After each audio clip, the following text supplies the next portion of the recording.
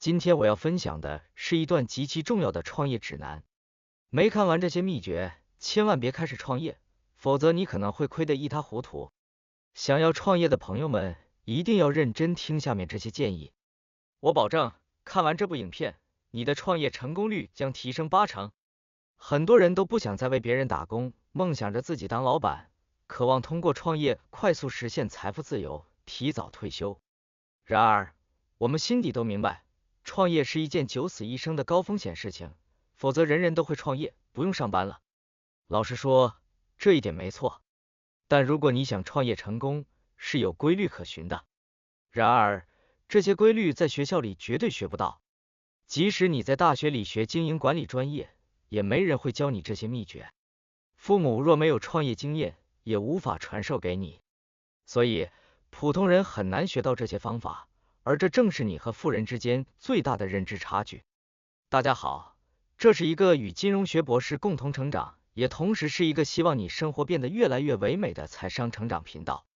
今天这期影片，我要告诉大家，新人开始创业，甚至只是做副业，如何用最大概率立即赚到钱的秘诀。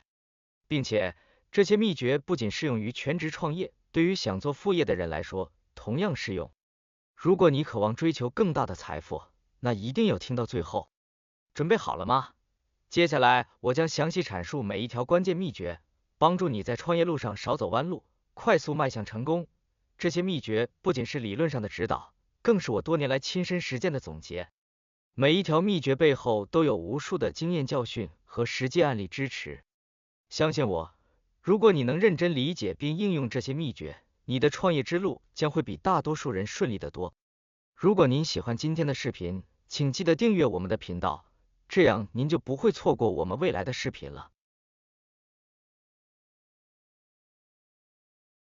创业成功的第一条关键秘诀：低启动资金。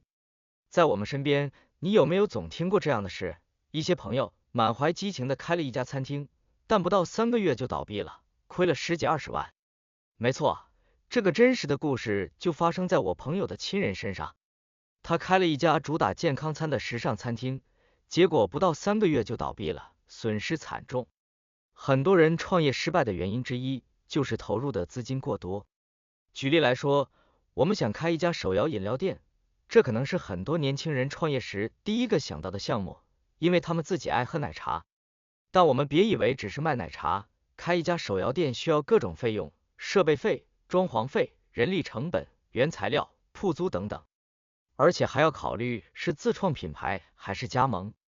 自创品牌需要研究配方、设计 logo、付宣传费用，加盟则需要支付加盟费，随随便便就需要上万元的启动资金。即使我们觉得自己很聪明，选了个好地点，觉得一定能赚钱，但这仍然需要天时地利人和，最终盈不盈利，我们根本无法预测。我们大多数人不是富二代，创业失败了，没有父母帮我们收拾烂摊子，只能背负巨额债务，打工几十年去还债。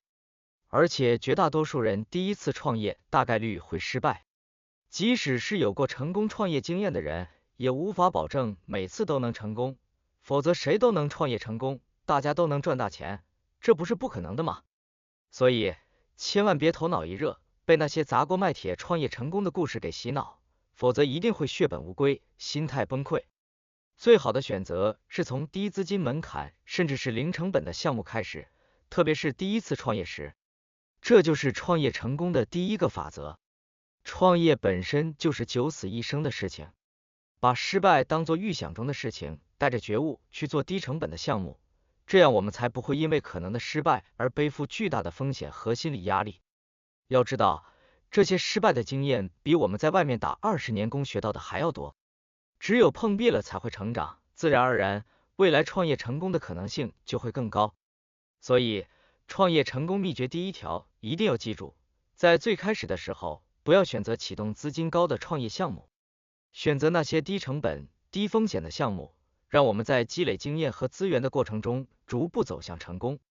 初期可以考虑一些服务型业务，线上课程、咨询服务，甚至是一些小规模的电商项目。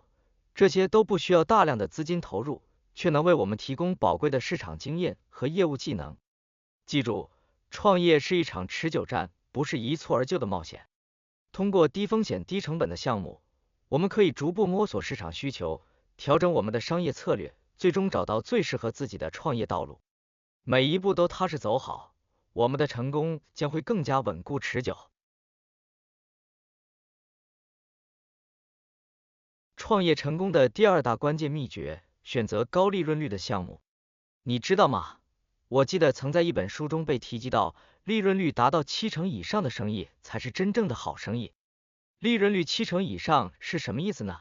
也就是我们卖一个产品，如果产生了100万的收入，其中70万是纯利润。这意味着我们的投入产出比极高，能在短时间内实现快速回本和盈利。让我们来看看身边的很多餐饮企业，每天他们的流水都很夸张，堂食加外送的订单源源不断，老板忙得不亦乐乎。但是1年下来，怎么感觉好像白忙了一场，甚至有些还亏本？这就是因为利润率太低的原因。餐饮业的原材料成本、人力成本、租金等各种费用高企，导致净利润微乎其微。试想想，如果我们在楼下开一家餐馆，能不能只有我们一个人干呢？餐馆1年如果能赚100万，怎么才能赚到1000万？这个数字基本上是一个不可逾越的鸿沟，绝对不是继续单干一家餐馆的问题了。我们需要扩展、开分店、增加人手，这些都意味着更多的成本和更高的风险。想象一下，我们选择创业的一个重要原因是什么？没错，就是为了赚钱，提高自己的生活品质。那么，究竟如何赚钱呢？答案只有2个字：利润。在开始创业的时候，可以考虑选择那些利润率高的项目，比如 IT 行业、金融行业或者内容行业。70%、80%的利润率都是很正常的。高利润率意味着企业有更多的资源投入到研发、市场推广和人才培养上，从而形成良性循环。比如经营自媒体、知识付费等都是利润率很高的好生意，因为他们的业务形态天生决定了高利润。像是 IT 行业、金融行业，生产的资料都是数字化的，数字化产品的边际成本几乎为0，这使得每增加1单销售，几乎都是纯利润。无论是创业还是找工作，同样的道理适用。我们想要高薪水，就得去那些利润率高的行业找工作。我们在高利润率的行业中奋斗，付出的时间和汗水与其他人相同，但我们很有可能获得比他们更高的薪水。放到创业来看也是一样的，有些老板总是赚不到多少钱，焦虑不已。他们天天研究 KPI 学管理，结果公司越做越差。其实利润才是关键，利润率高，我们公司的大部分问题都能被掩盖。有了利润，我们才能考虑研发新产品、新的营销方式，做新的市场，从而进入一个正循环。反之，如果利润率低，我们会觉得很辛苦，即使流水变多了，最终留下的钱却寥寥无几。每天有钱进账，但那是靠我们的汗水换来的，结果我们自己可能很感动，但一看账本，我们就知道这其实是一个长期的消耗战。所以，当我们打算做任何生意时，先评估一下自己投入的时间和精力。即便成功了，最后能留下多少利润，不是流水高的就是好生意，利润率高的才是好生意。高利润率不仅能让我们在市场竞争中占据优势，还能为我们提供更多的发展空间和创新机会。只有这样，我们才能在竞争中脱颖而出，因为它决定了我们未来的盈利能力和市场竞争力。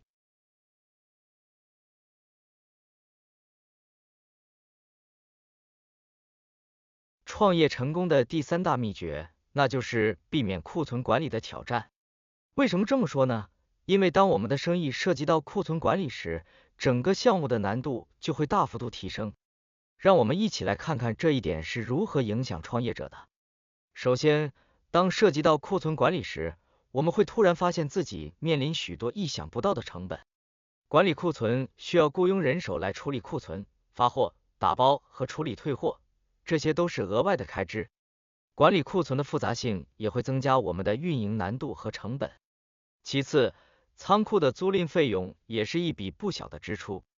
租场地、租仓库，这些不仅仅是租金，还包括水电费、安保费等各种隐性费用。所有这些都会迅速增加我们的运营成本。再者，生产管理的计划也变得至关重要。我们需要时刻管理库存，数量不够时得赶紧补货，卖不出去时要及时清除库存。计划不当可能导致产品积压或断货，直接影响销售和客户满意度。更令人头疼的是废弃成本。当产品卖不出去时，我们还是要丢弃，造成浪费。废弃产品不仅浪费资源，还会增加环境负担。只要涉及到实体产品，我们需要顾及的事情就会多很多，对新人老板的要求也会变得更高。如果我们的产品是虚拟产品，比如 IT 行业、内容行业，这些产品是虚拟的，也就意味着零库存。因此，需要管理库存的生意难度至少会增加10倍。我们可别想着一个人就能完成。熟悉我的朋友应该知道，我以前经营过亚马逊电商。以我的视角来看，电商真的不是那么容易经营的事业，其中库存管理就是一大难题。即使亚马逊帮我发货、保存货物，我仍然需要做生产管理和销量预测。如果店铺被封或者产品突然卖不出去，库存就成了负担。如果我们的产品堆积成千上万件，处理这些库存的费用也是一笔不小的开支。在最初创业时，最好不要挑战那些太难的项目。有条件的话，尽量选择没有库存概念的生意。因为我们没有经验，很多坑只有自己踩过才知道，所以对于创业新人来说，一开始最好不要碰那些库存容易堆积的生意，否则我们可能会面临管理库存、发货、运输质量、员工管理等一系列问题，耗费大量时间和精力，无法专注于真正的增长策略。如果我们真的要做实体产品，最好从小批量开始，逐渐打通模式后再增加库存，才能更好的抵抗风险。所以，选择那些没有库存概念的生意，才能在创业初期更好的生存和发展。掌握这条秘诀，我们将能够更加专注于核心业务，提升盈利能力，实现创业梦想。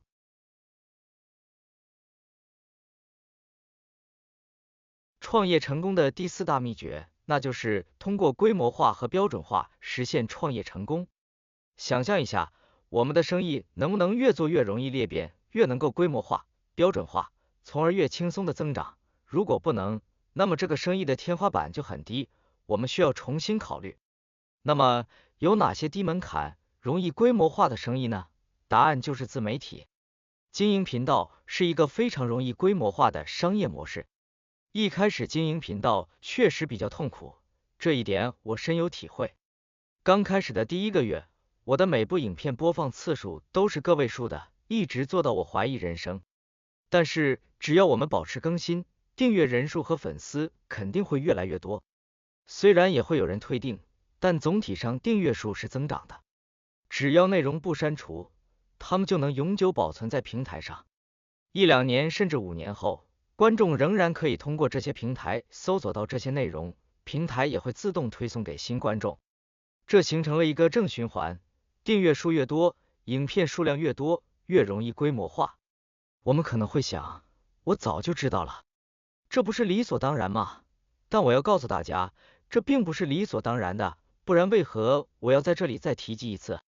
并不是所有的商业模式都有这种特性，大部分的小微生意，尤其是不需要拼资本的生意，都没有这个特征。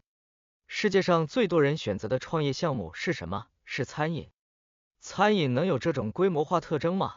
基本上没有，只有那些全国连锁、资本雄厚的店才能做到。餐饮本身做的是街坊生意，很难规模化、裂变。如果我们做得好，别人学了我们的配方，做的跟我们差不多，卖的还比我们便宜，我们会发现竞争对手迅速增多，利润立即消失。所以没有办法容易规模化、标准化的生意，到了天花板之后，增加收入会变得非常困难。在选择项目时，一定要优先考虑能够轻松裂变、规模化、标准化的商业模式，这样我们的未来之路才会越走越轻松。我记得在早期前几年，大部分人做亚马逊的时候，很多人都不是在做品牌，而是单纯在倒买倒卖，赚中间差价。比如在1688上买的东西，高价再卖到美国、日本、欧洲的亚马逊。如果做倒买倒卖，客户是冲着价格来的，不是冲品牌来的，也不会轻易复购。所以，如果我们的产品的价格或是供应商被竞争对手知道，那绝对是一个大忌。对手能找到同样甚至更便宜的产品，立即跟我们卖一样的东西。今天我们赚到的钱，明天可能就没有了。每天都提心吊胆的，再怎么努力也很难赚更多。所以，选择容易规模化、标准化的商业模式，这样我们的创业之路才会越来越轻松，收益也能实现指数级增长。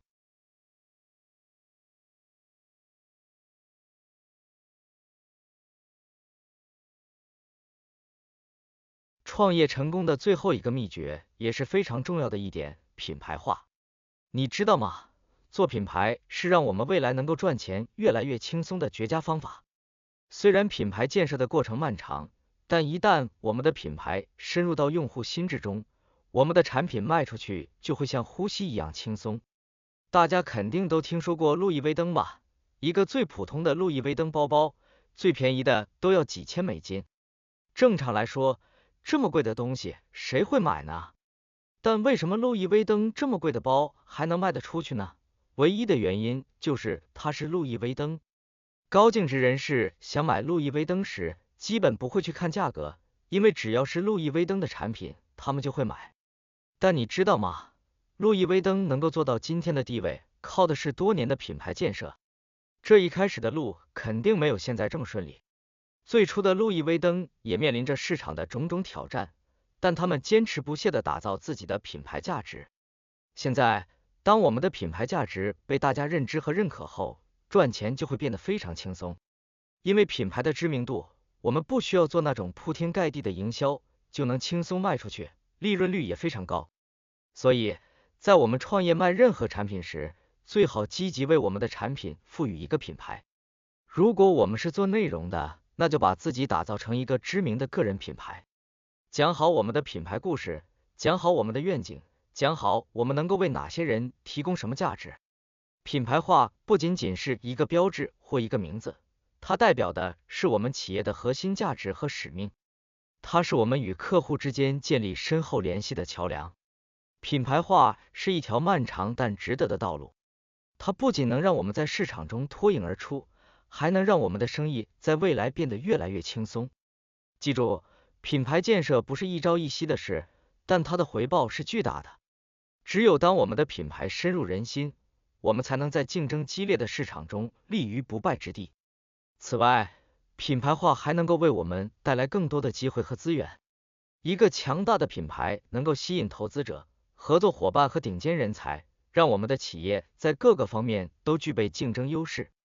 品牌的力量不仅仅体现在销售额上，更体现在整个商业生态系统中。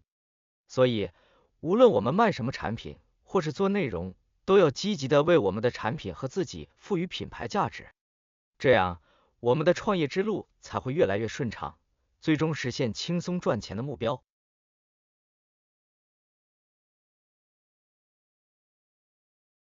创业是一条充满挑战的道路，但也是一条充满机遇的道路。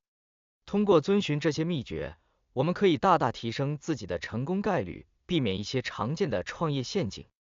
记住，每一次选择都至关重要，它们将决定我们的未来方向和高度。无论我们是上班族，还是正在考虑第一次创业或副业，这些秘诀都能帮我们找到正确的方向。记住，选择远远大于努力。首先，让我们快速回顾一下这些秘诀。第一，低启动资金。第二，高利润率。第三，没有库存。第四，容易规模化。第五，品牌化。如果我们是上班族，可能正在考虑要不要尝试人生的第一次创业，或者试试副业，看能不能转成全职创业。如果我们有这样的想法，我有一些肺腑之言想和大家分享。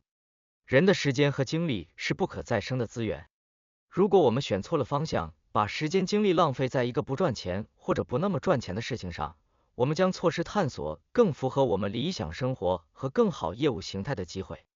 选择远远大于努力，所以一定要慎重选择。如果需要的话，可以保存好这部影片。当我们真正想要落地去做一个创业项目之前，建议我们先花足够的时间，把我们认为好的项目带入今天讲的这些秘诀中。如果我们发现我们的项目全部都不能满足这些条件，我真的建议大家不要去做。但如果我们能满足好几个，甚至全部满足，那或许就是一个好的创业方向。我们经常听到努力就会有回报，但在创业的世界里，选择正确的方向比单纯的努力更为重要。选对了方向，我们的每一分努力都会事半功倍；选错了方向，即使再努力，也可能事倍功半。如果这部影片对大家有帮助和启发，记得关注我们的频道。